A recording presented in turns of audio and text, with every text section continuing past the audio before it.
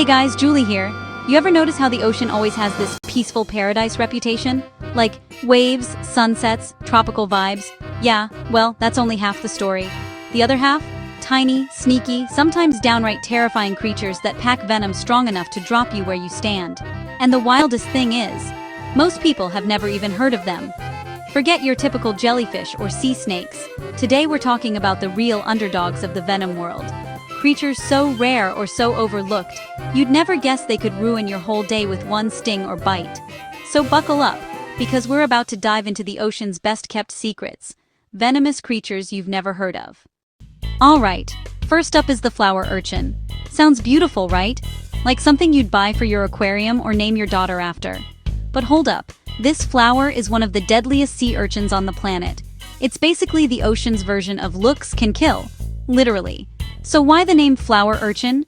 Well, when you look at it, its little colorful appendages, called pedicellariae, actually make it look like it's blooming.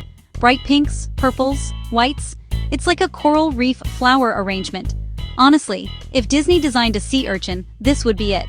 But here's the twist. Those petals are venomous little jaws that can clamp onto you and inject a toxin strong enough to paralyze. Habitat-wise, you'll find these guys in the warm Indo-Pacific oceans, usually chilling in shallow coral reefs, lagoons, or sandy seabeds. They like tropical waters, so basically, if you're on vacation in the Philippines or Fiji and you see a cute flowery ball in the sand, do yourself a favor? Don't touch it. Trust me, that's not a seashell souvenir. That's pain waiting to happen. Now what do they eat? Nothing dramatic. Algae, sponges, and small invertebrates. But here's the kicker. They're slow, harmless-looking grazers, yet if you so much as brush against one, your day is ruined.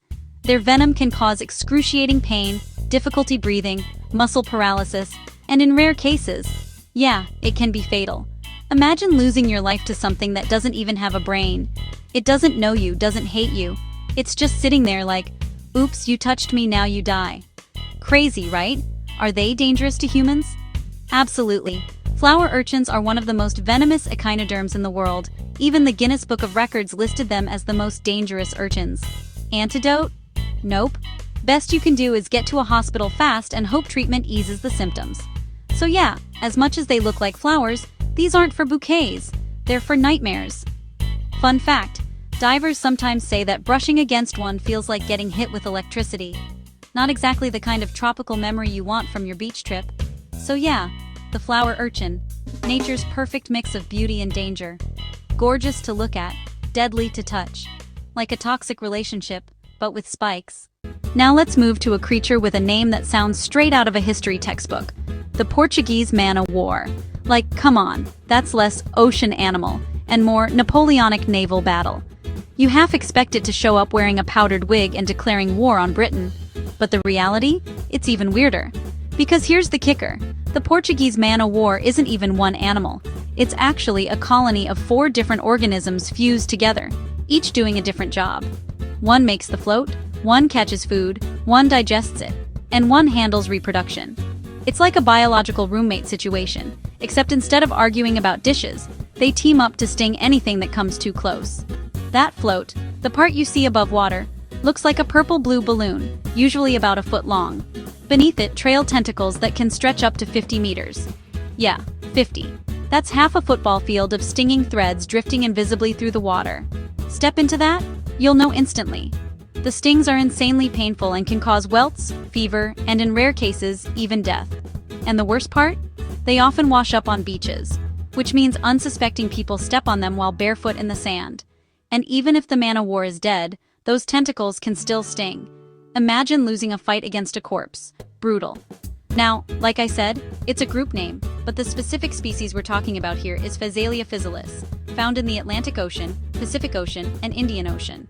There are relatives like the blue bottle, Phasalia utriculus, in the Pacific, but the true Portuguese man of war is P. physalis.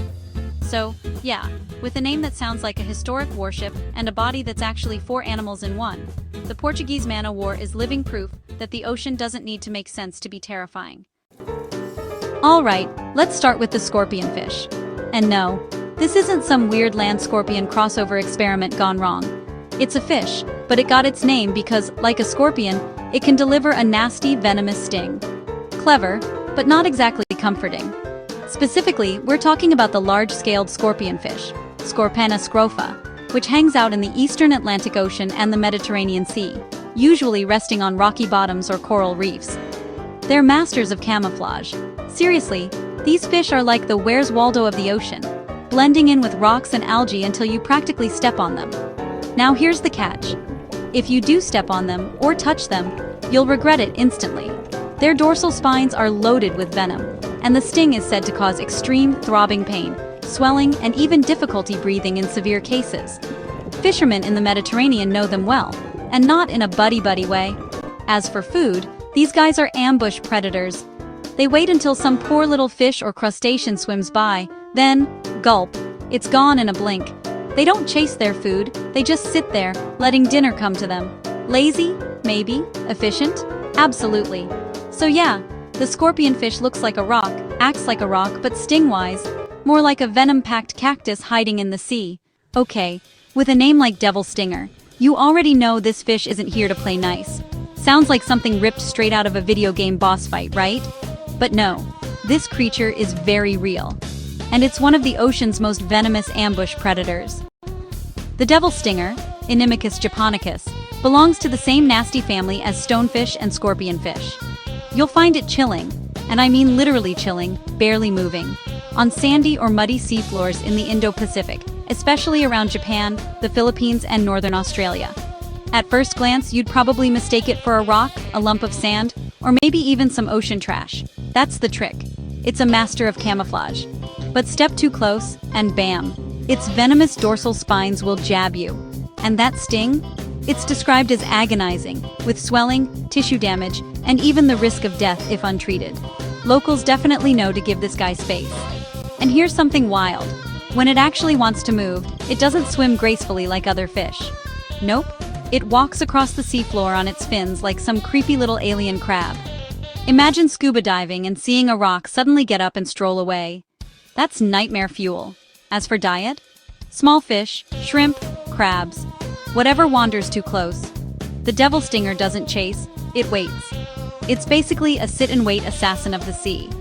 So yeah, its name says it all. Weird, dangerous, and venomous as hell.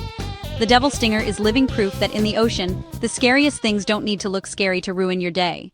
Now let's switch gears to the short-spined sea scorpion, also called the bull rout. Doesn't sound as badass as devil stinger, right? Honestly, it sounds more like a rejected Pokemon name. But don't let that fool you. This little dude is still packing some tricks. This species, Myoxocephalus scorpius, lives in the North Atlantic and Arctic waters, especially around northern Europe. Cold, rocky coasts are its favorite hangouts. Unlike the devil stinger, it's not Hollywood-level deadly, but it still has venomous spines on its gill covers and dorsal fin. A sting won't kill you, but it'll hurt like crazy and leave you wishing you'd stayed on land. One thing about this fish is its, let's call it, unique look. Big head, wide mouth, tiny eyes. It kind of looks like it's perpetually grumpy. Which, to be fair, if I lived in freezing Arctic waters all year round, I'd probably look grumpy too. Behavior-wise, it's another ambush predator. It hides among rocks, blending in, waiting for unsuspecting prey like small fish and crustaceans to wander by. Then, with a lightning-fast lunge, snap, dinner's gone. So while the short-spined sea scorpion isn't as dangerous as a stonefish or a box jellyfish, it's still venomous, still sneaky, and still the kind of creature you'd want to avoid stepping on during a chilly dive in northern seas. Now for something that'll make you rethink the next time you're digging around in wet sand. Meet the Bloodworm. Sounds like a bad guy from a horror movie, right? Bloodworm 3, Return of the Sand Demon. But no, it's a real creature, and it's way creepier than it sounds. This marine worm lives along muddy and sandy bottoms, especially on the Atlantic coast of North America. At first glance, it looks harmless, like a pinkish noodle. But then, bam! It shoots out a set of jaws tipped with copper. Yes, actual copper. And injects venom. Imagine a spaghetti noodle suddenly growing Terminator teeth. That's the bloodworm. And here's the weird twist. It's venomous, but not deadly to humans. The bite hurts like crazy. Swelling, itching, sometimes infections. But you're not going to keel over from one. No annual death counts, no scary statistics, just pain and a lingering sense of betrayal from what looks like glorified bait. Fishermen actually use them as bait all the time, so yeah. A venomous worm is casually sold at tackle shops. Why does it even need venom? Well, this worm isn't out for revenge.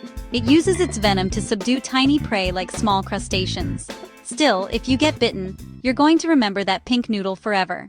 And that's it for today's adventure. Who knew the ocean could hide so many venom-packed surprises, right? It just goes to show, the most dangerous animals aren't always the ones you expect. If you had fun learning about these lesser-known creatures, make sure you give this video a thumbs up. It helps a ton. And of course, hit subscribe so you don't miss the next deep dive into the wild side of nature. I'm Julie, signing off. Stay safe, stay curious, and remember, sometimes the scariest things in the ocean are the ones you don't even see coming.